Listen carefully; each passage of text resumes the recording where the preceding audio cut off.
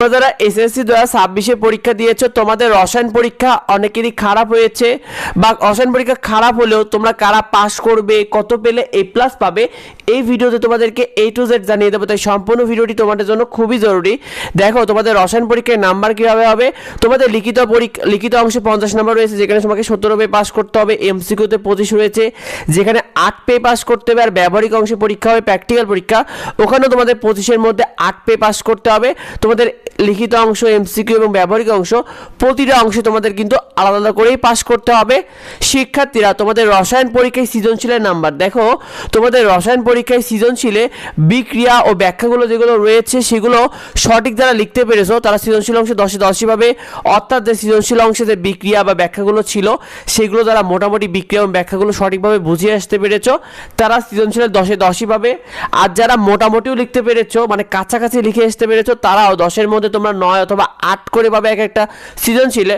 তবে মাথায় রেখো, তোমরা যারা বিক্রিয়াটা ভুল করে এসেছো, কোনো কারণবশত বিক্রিয়াটা কোনো অংশে ভুল করে এসেছো, তাহলে কিন্তু পুরো নাম্বারই কাটা যাবে। অর্থাৎ মনে করো গ নাম্বারে যে বিক্রিয়াটা ছিল সেখানে ভুল করে এসেছো, তাহলে গ নাম্বারে যে নাম্বারটা ছিল 3 মার্ক, সেই মার্কটা পুরোই কাটা যাবে। এভাবে তোমাদের আসলে বিক্রিয়া যদি ভুল হয় তাহলে কিন্তু পুরো নাম্বারই কাটা যাবে। এটাই কিন্তু রসায়নের মূল নিয়ম। শিক্ষার্থী তোমার অঙ্ক, অর্থাৎ যতটুকু অঙ্ক সঠিক হয়েছে ততটুকুই নাম্বার পাবে। অর্থাৎ অঙ্কে যদি তোমার অর্ধেক সঠিক হয় তুমি কিন্তু অর্ধেক নাম্বারই পেয়ে যাবে। আর রসায়নে যে সংক্ষিপ্ত প্রশ্নের নাম্বার রয়েছে, সংক্ষিপ্ত প্রশ্ন খুব বেশি বড় করে লেখার প্রয়োজন নেই, কারণ রসায়নে তুমি যতটুকু লিখতে পেরেছো মোটামুটি মোটামুটি বলা যায় যে অল্প কথায় উত্তর দিয়ে আসতে পেরেছো। মোটামুটি তোমরা 2-এ 2 পাবে। অর্থাৎ যারা মোটামুটি বুঝিয়ে আসতে পারবে তারা 2-এ 2 পাবে। এটা নিয়ে টেনশন করার কিছু নেই। রসায়নে খুব একটা বড় করে লেখার কিছু নেই।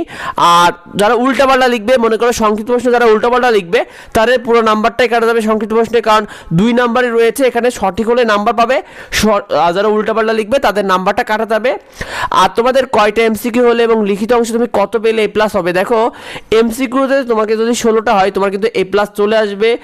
আর এমসিকিউ যদি 17-18টা থাকে তাহলে তোমার জন্য একদম A+ এর জন্য একদমই সেফ জোন, কারণ 17-18টা হলে তোমার আর কোনো সমস্যা থাকবে না। তবে 16টা হলেও A+ চলে আসবে, কারণ আমরা দেখতে পাই যে প্রতি বছরই লিখিত পরীক্ষায় যারা ভালো লিখে তারা 43-44+ করে নাম্বার পেয়ে যায়। আর এ জায়গায় যারা মোটামুটি লিখে ফেলে তারাও কিন্তু প্রায় 40+ করে নাম্বার পায়। তো সুতরাং এই বিষয়টা তোমরা মাথায় রেখো। আর ব্যবহারিক অংশে 25 নাম্বারই শিক্ষকরা সাধারণত দিয়ে থাকে, তবে এবার হয়তো 1-2 নাম্বার কাটা যেতে পারে। তবে সব মিলে যদি তোমার এরকম নাম্বারটা থাকে তোমার নিশ্চিত থাকো তোমার A+টা চলে আসবে ইনশাল্লাহ। তো পরবর্তী আপডেটগুলো পেতে অবশ্যই আমাদের সাথে যুক্ত হও। তোমাদের কার পরীক্ষা কেমন হয়েছে অবশ্যই কমেন্টে আমাদেরকে জানিও। আর যদি কিছু জানার থেকে অবশ্যই ভিডিওতে কমেন্ট করো। দেখা হয় পরবর্তী ভিডিওতে। ধন্যবাদ সবাইকে।